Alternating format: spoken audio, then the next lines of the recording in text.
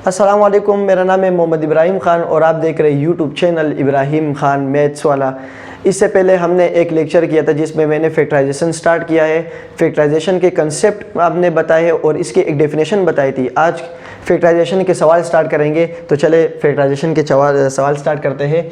सबसे पहले हमारे पास question number 1, factorise the following. Factorise the following मतलब कुछ टर्म्स आपको दी होगी, उसको आपने फैक्टराइज करना है। सबसे पहले पहला टर्म है मेरे पास 4x plus 8y x plus 24xz। आपने इसमें सबसे पहले क्या करना है, सॉल्व करना है। सबसे पहले सॉल्व करने का तरीका क्या था, सबसे पहले देखना है कॉमन।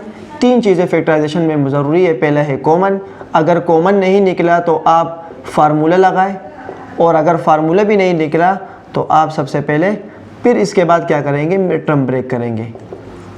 मिड टर्म ब्रेक का रूल बाद में आएगा। सबसे पहले हम समझेंगे कॉमन और कॉमन के बाद हम समझेंगे फार्मूला। अगर इस सवाल में कॉमन नहीं निकल रहा तो हम पहले फार्मूला अप्लाई करेंगे, लेकिन इसमें मुझे कुछ चीज़ें कॉमन आ रही है। कुछ चीज़ें का मतलब ये है, तीनों टर्म में या तो x कॉमन हो सकता है या y कॉमन हो सकता है और या z कॉमन हो सकता है। तीनों में अगर आप देखें तो इसमें मेरे पास x और इसमें भी तीन टर्म में तीनों में x मौजूद है। लेकिन इससे पहले x से पहले मैंने कांस्टेंट को देखा, कोफिशिएंट को, नंबर को, जिसमें तीनों में एक ऐसे कोफिशिएंट मौजूद है जो एक टेबल में आते हैं। मिसाल के तौर पर अगर इन तीनों में मैं 4 कॉमन ले लूँ, 4 के टेबल में 4 भी आता है, 4 के टेबल में 8 भी आता है और 4 के टेबल में 24 भी आता है। इसमें मैंने सबसे पहले 4 कॉमन ले लिया। इसके बाद मैं क्या दूंगा, अगर तीनों टर्म में कोई चीज़ मौजूद हो, x मौजूद हो तो x लेंगे, y मौजूद हो तो y लेंगे और z मौजूद हो तो z लेंगे। इन तीनों में x मौजूद है तो हम सबसे पहले लेंगे x। यहाँ पर जो बच जाएगा वो लिखेंगे। तीनों टर्म में मैंने जो कॉमन ले लिया वो बाद में आएगा, और जो तीनों में रिमेनिंग पार्ट होगा वो लिखेंगे। रिमेनिंग पार्ट का कैसे लिखेंगे, आप 4x को इन तीनों से मल्टीप्लाई करेंगे। मल्टीप्लाई इसमें इसकी कमी पूरी करेंगे। कैसे, 4x मौजूद है, मैं 4x का टेबल कितना पढ़ूँ कि 4x आ जाए। 4x 1s आर 4x, ये कंप्लीट हो गया। इसके बाद क्या है, प्लस, और इसके बाद क्या लिखेंगे, 4 के टेबल में 8 कब आता है, 2 टाइम, 4 2 8। अब यहाँ पर x तो मैंने कॉमन ले लिया, बाहर निकाल दिया, अंदर क्या रह गया, वो रह गया y। यहाँ पर मैं टेबल 4 का इतना टेबल पढ़े कि 24 आ जाए तो 4 6 24, लेकिन x मैंने बाहर निकाल दिया, सिर्फ क्या रह गया, z। कॉमन मैंने निकाल दिया और ये इसके फैक्टर था। फैक्टर ये है इन तीनों का जो कि HCF है, हाईएस्ट कॉमन फैक्टर, और वो तीनों रिमेनिंग पार्ट है इनके। तो ये क्या हो गया, इसका ये फैक्टर हो गया। इसके बाद दूसरा सवाल ट्राई करते हैं जिसमें कॉमन निकलेगा। कॉमन कैसे निकालेंगे, जिसमें आपके पास होगा x square plus 3x square y और प्लस 4। इसके बाद है मेरे पास x स्क्वायर yz। अब इसमें से कॉमन मैं कैसे निकालूंगा, कॉमन सबसे पहले देखें, अगर फार्मूला बन रहे तो फार्मूला, नहीं बन रहा तो कॉमन निकालेंगे। तीनों में कॉमन क्या है, यहाँ पे देखें, यहाँ भी x मौजूद है, यहाँ भी x मौजूद है और यहाँ भी x मौजूद है। तीनों में से मैं फिर x निकालूंगा, लेकिन x कितने हैं, यहाँ पर 2, यहाँ भी कितने हैं 2 और यहाँ भी कितने हैं 2। तो मैं दोनों में से, तीनों में से मैं 2x कॉमन निकालूंगा। अंदर क्या बचेगा वो देखे, अंदर बचेगा x को इतना मल्टीप्लाई करे कि x स्क्वायर आ जाए, तो x square 1 x square plus x square इतना टेबल पड़े कि 3 आ जाए, तो x 3x। अब x2 बाहर आ गया, यहाँ क्या बच गया, y, और यहाँ पर क्या बच गया, 4, यहाँ पर बच गया 4, x स्क्वायर बाहर आ गया था, यहाँ बच गया yz। कॉमन है दोनों में, बिल्कुल कोई डिफरेंस नहीं है। आपने क्वांटिटी बार निकालनी है। अगर तीनों में x तीन मौजूद हो तो आप तीनों लेंगे x। अगर तीनों में मौजूद नहीं हो या किसी और टर्म में मौजूद हो और पावर सेम हो, जिसे मिसाल के तौर पर अगर यहाँ भी y होता तो हम तीनों में y भी निकालते, तो इस वजह से यहाँ पर सिर्फ x स्क्वायर कॉमन आया। ये अब अगर ये समझ आया तो इसके बाद नेक्स्ट पार्ट करेंगे जो अक्सर रेशनल में आता है। रेशनल में कैसे आते हैं हमारे पास, रेशनल में हमारे पास वैल्यू कैसे आती है और इसको सॉल्व कैसे करते हैं उसको देख लेते हैं एक मरतबा। अब हमारे पास वैल्यू आ गई z² और नीचे है 4 माइनस यहाँ पर आपके पास आएगा x² z² और नीचे क्या है 8 और यहाँ पर अगर मैं लिखूँ प्लस x² z² और नीचे मैं लिखूँ 12। अब ये कुछ रेशनल में लग रहा तो बहुत मुश्किल है लेकिन बहुत ही आसान है। सॉल्व करूंगा सबसे पहले। सॉल्व में हम क्या देखेंगे, तीनों टर्म में न्यूमरेटर को भी देखेंगे, न्यूमरेटर मतलब ऊपर, और डिनोमिनेटर मतलब नीचे वाली वैल्यू को भी देखेंगे। ऊपर में अगर मैं ऊपर से कॉमन निकाल लूँ, ऊपर यहाँ पे z² मतलब z2 टाइम्स, z1 टाइम और z2 टाइम, इन तीनों में से मैं z1 टाइम बाहर निकाल सकता हूँ। जब 1 टाइम मैंने बाहर निकाला, अब x की बारी है। x देखे x, यहाँ पर भी x² और x², यहाँ पर 1 है तो मैं दोनों में से 1 निकालूंगा। ऊपर वाली न्यूमरेटर कंप्लीट हो गया। नीचे अब यहाँ पे ये मैं दोबारा लिख देता हूँ न्यूमरेटर और इसको कहते हैं डिनोमिनेटर। ऊपर वाली वैल्यू को न्यूमरेटर, नीचे वाली को डिनोमिनेटर। अब यहाँ पर मैं क्या लिखूंगा, यहाँ पर मैं तीनों में से 4 का टेबल भी बाहर निकाल दूंगा। यहाँ पर जो बच जाएगा वो लिखेंगे। z कितने थे, 2, एक अंदर आ गया, यहाँ पर x बाहर आ गया और 4 भी बाहर आ गया, तो यहाँ पर सिर्फ और सिर्फ क्या बच गया, z। हाँ, नीचे 1 भी लिख सकते कि 4 1 4, लेकिन नीचे 1 हम डिनोमिनेटर में 1 शो नहीं करते क्योंकि इसकी कोई वैल्यू नहीं होती।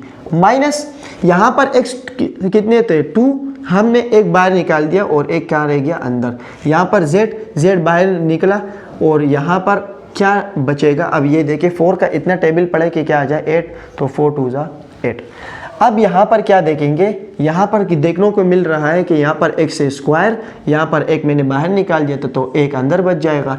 z2 थे, 2 बाहर निकाल, एक बाहर निकाल दिया तो अंदर कितना रह जाएगा 1, और 4 का इतना टेबल पड़े कि 12 आ जाए, तो 4 3 12। This is your required answer.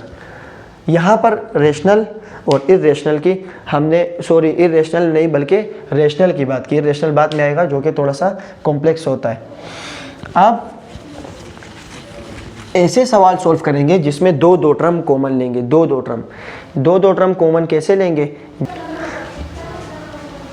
अब इसमें क्या करेंगे, इसमें दोनों कॉमन लेंगे। कॉमन अब 2 टर्म के भी ले सकते हैं और सिंगल के भी ले सकते हैं, लेकिन इसमें फ़ायदा ये होगा हम 2 टर्म के लेंगे ताकि हमारे पास कुछ वैल्यू बन जाए। मिसाल के तौर पर इन दोनों में सेम क्या है, दोनों में सेम ये है कि दोनों में x कॉमन है।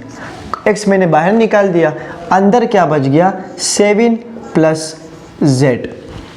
यहाँ पर क्या बच, दोनों में कॉमन क्या है, यहाँ पर दोनों में 7 कॉमन है। दोनों में से मैंने 7 निकाल दिया, और सॉरी 7 नहीं बल्कि दोनों में z कॉमन है। जब मैंने z निकाल दिया, यहाँ पर क्या बच गया 7 + z2 टाइम्स था, एक बाहर आ गया और एक अंदर। यहाँ आप लोग देख सकते हैं कि ये और ये टर्म हमेशा दोनों सेम आएंगे। 4 टर्म में बार बार अक्सर क्या होता है, सेम आते हैं। तो दोनों में जब सेम है तो ये मैंने कॉमन ले लिया दोनों में से, मतलब दोनों को एक मरतबा ले लिया, दोनों से कॉमन ले लिया, और बाहर क्या बच गया था x प्लस ये क्या बच गया था z। इस तरह ये इस क्वेश्चन के, इस एक्सप्रेशन के ये फैक्टर आ गए। इस तरह आप लोगों ने फैक्टर वाले क्वेश्चन सोल्व करने की कोशिश करनी है। दूसरा सवाल देखते हैं कि अगर हमारे पास लिखा हुआ हो, अगर हमारे पास ये लिखा हुआ हो कि 9a² b + 18ab², ये भी 4 टर्म कर ले। अगर 4 टर्म आप इस तरह करेंगे कि -6ac और -12bc और -12bc। अब इसको सॉल्व करेंगे। अब मैं आपको यही कह रहा हूँ, मैं बार बार यही कह रहा हूँ कि आप थोड़ा सा एडवांस सोचेंगे। अभी एडवांस सोचने का मतलब ये है कि दो टर्म को कॉमन देखेंगे। अगर इन दोनों में कोई टर्म सेम नहीं आ रही तो आप पहले को तीसरे के साथ करें। या दूसरे को चौथे के साथ करें। इस तरह आप लोगों ने कॉमन निकालना है। कोशिश करना है कि कॉमन थोड़ा सा एडवांस देके, आपको मैं बार बार कह रहा हूँ, अभी भी मैं आपको कह रहा हूँ कि आप पिछली वीडियो लाजमी देखें, इससे पहले वाले, ताकि आप लोगों को बेस समझ आ जाए कि इसमें हम क्या करेंगे। और अगर वो समझ नहीं आ रहा तो ये कैसे समझ आएगा, तो पहले वो समझे, इसके बाद समझे। फैक्टराइजेशन चैप्टर जैसे मैंने स्टार्ट कर दिया है, आप तरतीब से इसको समझे, एक एक लेक्चर को, कोई लेक्चर मिस ना करें, कोई लेक्चर भी मिस ना करें, वरना फंस जाएंगे। जब फंस जाएंगे तो फिर मसला बन जाएगा। अब इसमें क्या करेंगे, आप देखें दोनों में मेरे पास कुछ कॉमन आ सकता है, और वो है 9 का टेबल। दोनों में 9 का टेबल, 9 के टेबल में 9 भी आता है और 18 भी। इसके बाद दोनों में ए और बी कॉमन है। मैंने जब ए बी कॉमन निकाली, यहाँ पर क्या बच गया, 9 1 जार 9, और ए 2 टाइम्स था, एक बाहर और एक अंदर। और स्टार्टिंग में मैंने आपको कहा कि कोफिशिएंट के साथ 1 नहीं लिखते, सिर्फ ए बच गया। प्लस यहाँ पर 9 का टेबल इतना पड़े कि 18 आ जाए, 9 2 जार 18। यहाँ पर बी 2 टाइम्स था, 2 टाइम्स, और ए बाहर आ गया। माइनस यहाँ पर 6 का टेबल कॉमन हो सकता है, 6 का टेबल कॉमन, और दोनों में सी कॉमन है। दोनों में क्या कॉमन है, सी। जब दोनों में सी कॉमन है तो आप फिर दोनों में क्या बच जाएगा, सी का टेबल, सी बाहर, सी भी बाहर, 6 भी बाहर और सी भी बाहर, अंदर सिर्फ ए बच गया। माइनस माइनस प्लस, यहाँ पर 6 का इतना टेबल पड़े कि क्या आ जाए, 12। तो 6 2 ज़ा 12, 6 2 ज़ा 12 आ गया। और यहाँ पर हम क्या करेंगे, यहाँ पर हम करेंगे 2, और बी भी इसके साथ आ गया। अब इसमें मसला क्या है, या तो बुक में कंफ्यूजन हो सकती है कि यहाँ पर आपके पास स्क्वायर आना चाहिए। तो जब यहाँ पर स्क्वायर आएगा तो मैं यहाँ पर भी स्क्वायर लगाऊंगा, और दोनों में देखें फिर भी किससे, ज़रूरी नहीं है, लेकिन अगर आप आंसर निकाल सकते हैं या निकालना चाह रहे तो इस तरह आंसर निकालें, a + 2b स्क्वायर, और यहाँ पर जो बाहर बच गया 9ab - 6ac। This is the required factors. ये हमारे पास इसके फैक्टर आ गए। अब हम सॉल्व करने की कोशिश करेंगे नेक्स्ट क्वेश्चन। नेक्स्ट क्वेश्चन में हमारे पास क्या कह रहा है, यही इसी तरह कॉमन निकालेंगे कि हमारे पास इसमें क्या कह रहा है। चलिए ट्राई कर लेते हैं अगला सवाल। अगर रेशनल में हो तो रेशनल को देखेंगे। जिसे हमारे पास नेक्स्ट क्वेश्चन है कि r² + 9rs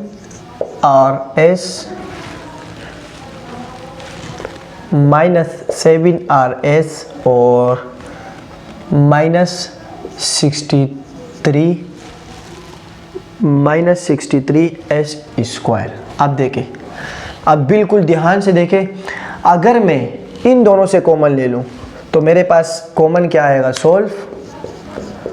कॉमन में क्या लूंगा, इन दोनों में से r कॉमन है, बस कुछ भी कॉमन नहीं है, सिर्फ r कॉमन है। यहाँ r कितने थे, 2, एक बाहर और एक अंदर, प्लस यहाँ पर क्या बच गया 9, r एक ही था बाहर आ गया तो क्या बच गया s, माइनस यहाँ पर क्या कॉमन है दोनों में, एक तो 7 का टेबल कॉमन है, 7 के टेबल में 7 भी आता है और 7 के टेबल में 63 भी आता है, और एक क्या कॉमन है s। तो यहाँ पर जब मैं कॉमन लूँगा यहाँ सिर्फ r बच जाएगा, माइनस माइनस, इस माइनस के साइन को लाजमी देखें कि माइनस हमेशा साइन को चेंज कर देता है, तब ये दोनों कॉमन आ सकते हैं, अदरवाइज कॉमन नहीं आ सकते। तो यहाँ पर आप क्या करेंगे, 9 और माइनस माइनस प्लस 7, 9 ज़ा 63, और यहाँ पर s 2 थे, एक बाहर और एक अंदर। फिर आप देखें कि ये टर्म और ये टर्म दोनों में क्या हो, सेम आ गया। अब मैं दोनों को फिर इस तरह कॉमन ले सकता हूँ कि r + 9s, दोनों में ये सेम कॉमन आ गया, और ये 7s, ये फैक्टर आ गया। ये जो मैं बार बार कह रहा हूँ ना, ये इसके फैक्टर आ गए। फैक्टर का मतलब क्या है, देखें अगर मैं r को r से मल्टीप्लाई कर लूँ तो r² प्लस माइनस r को 7 से मल्टीप्लाई कर लूँ तो 7rs, और प्लस 9 को rs से मल्टीप्लाई करूँ 9rs, और प्लस माइनस माइनस 9 7 ज़ा 63, और यहाँ पे s और s क्या हो जाएगा x²। अगर देखें मेरे ख्याल से दोबारा ये क्वेश्चन बन गया, ये इसकी प्रूफ हो गया, क्योंकि ये इसका फैक्टर है। मिसाल के तौर पर अगर मैं आपसे कहूँ कि 16, तो अगर तो इसके फैक्टर क्या आएंगे, 4 और 4, क्योंकि 4 4 ज़ा 16। इस तरह इसके ये रूल आएंगे।